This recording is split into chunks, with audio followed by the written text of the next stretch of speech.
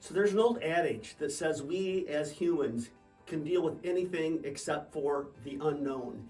And I think there's some truth to that. As we think about, a health diagnosis, as we think about writing an offer on a property and that waiting period, the unknown is so very hard to process. As we're going through this presidential election cycle here in 2024, there are a lot of unknowns in the environment around us right now. And oftentimes what we find is uncertainty leads to an expectation where there's just, should we stay in the safe zone? Should we move forward?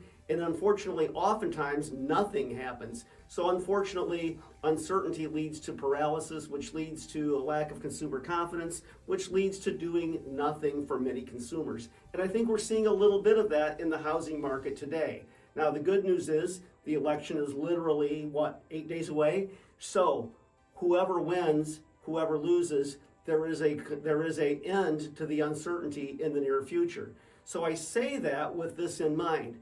Jerome Powell and the Fed has talked about doing some additional decreases in rates. I know that there's not a direct correlation between the Fed and actual consumer interest rates, but there is a consumer confidence that connects those two things together.